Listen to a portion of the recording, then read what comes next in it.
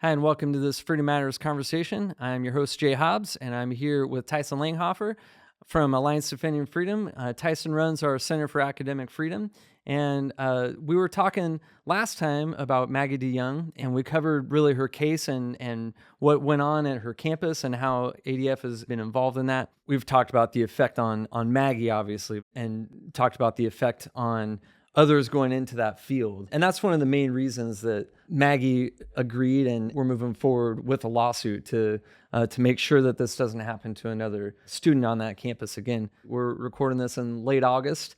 And so what's the latest in that lawsuit as it stands now? Yeah, so after we filed the lawsuit, the university filed what's known as a motion to dismiss. And essentially what they're saying is even if everything you say is true, even if everything that happened is like you said it happened, you don't have a cause of action. You couldn't state a claim against us. In other words, we didn't violate your rights or we didn't do anything wrong, essentially.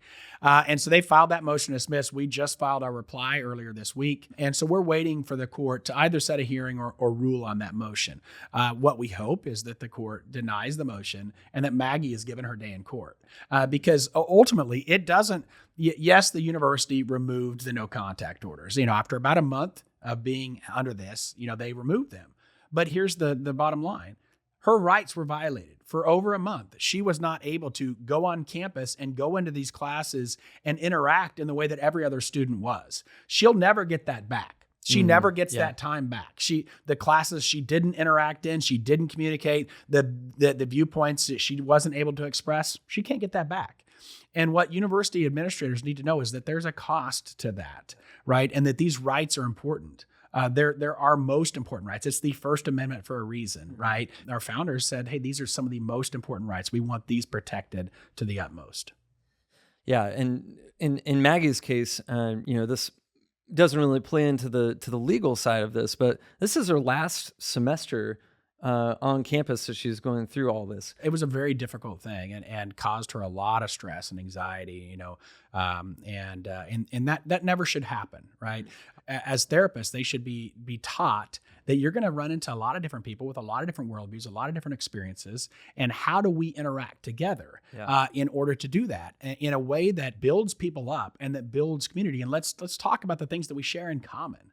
Right. And I think that's the real concern for me is that you have university administrators who are sending a message to everybody in this program that if you don't like somebody's views on social media, here's the appropriate response. Go get a no contact order. As opposed to stop following them or go have a conversation with them. Yeah. And that's the wrong message that's being sent to the next generation of leaders. Yeah, you run the Center for Academic Freedom at ADF, and so you see a lot of these cases personally. Are the no contact orders in this case, I imagine it's not an isolated incident on this college campus. Is it something that administrators are starting to use more, or is it just something that's kind of been developing over time?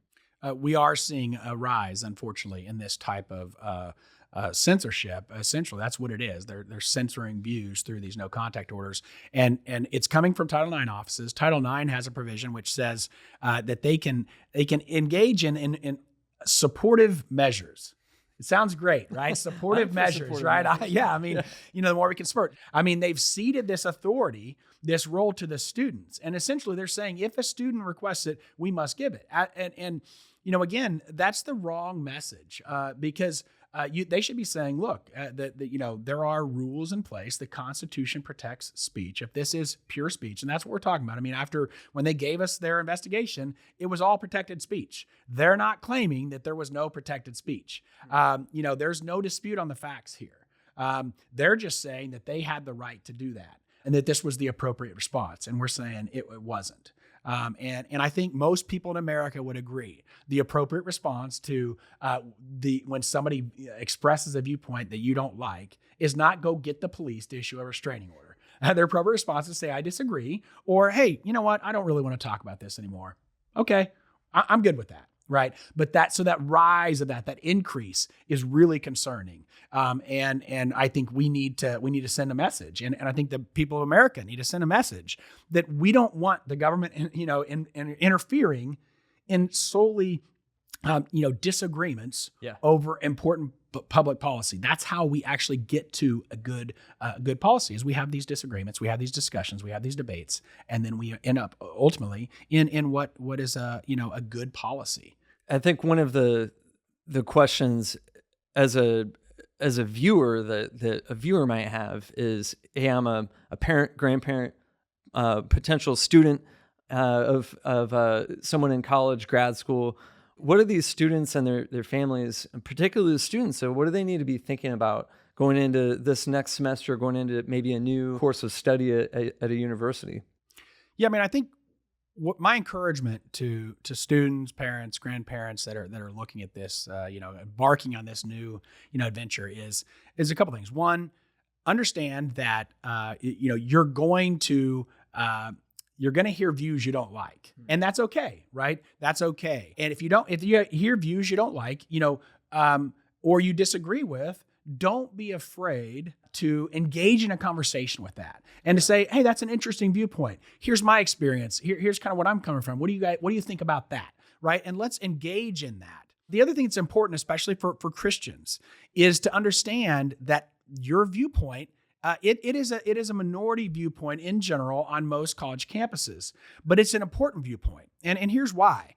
One of the reasons we see so much division is because a lot of people are afraid to share their views. Yeah. And what we know about that is that uniformity of thought breeds intolerance of disagreement. Okay. Uniformity of thought breeds intolerance of disagreement. If there's only one viewpoint on all of these important issues being voiced on campus, when they hear another one, then they're going to get angry about that, right? And they're intolerant of that. But if more people were willing to say, "Hey, I don't agree with that view," people would understand that this is actually a widely held view, right? Yeah. It's a widely held view. There's a lot of people in America that share those views, and so what can help is actually if more people who actually understood or believed certain things, that they actually voice those, because they can realize, oh, this isn't that outside the mainstream. Yeah. And so I would say engage in conversations, but do it in a winsome way, do it in a gracious way, do it in a way that invites conversation, and be willing to hear other people's perspective and listen and learn from it. I also would say if something like this happens to you, don't be afraid to stand up for your rights. Our rights are there for a reason. And the good thing, is even though there's increasing violations, we can win when we fight back against these violations. We win about 91% of the cases that we bring. So that's an encouragement, is that we can win these battles. Our laws are still really strong, but we just have to stand for those, because you're not just standing up for your rights. You're standing up for the rights of everybody, not just for the people who agree with you or disagree, but for everybody. Because the First Amendment, it's nonpartisan. It's non-ideological. It supports everybody. Yeah. So in that sense, in so many ways, Maggie has just been a champion in this, a great model for college students and grad students to follow, even people in the workforce to follow when they're faced with this sort of kind of crushing ideological conformity that, we can stand courageously, but that's going to look winsome in a lot of cases. It's going to look patient. It's going to look like listening to people. And I think that's one of the things that really stands out with Maggie. Yeah, absolutely. I mean, one of the things I really respect about Maggie is, she developed relationships with these students for quite a long time. And I've seen text messages where one of the students who had the order, issued against her had praised Maggie for that. And so I think it's important to be in relationship. This isn't about going in like a bull in a china shop and changing everybody's mind. Yeah. This is about developing relationship. It's about trying to figure out how do we bridge the gap between people who have different viewpoints and living together. We live in a pluralistic society. We have to figure out as Americans, how do we do that? And one way you do it is you live out your faith every day. And you're not afraid to share your views, but at the same time, you do it in a way that invites conversation, that invites relationship, and doesn't shut it off.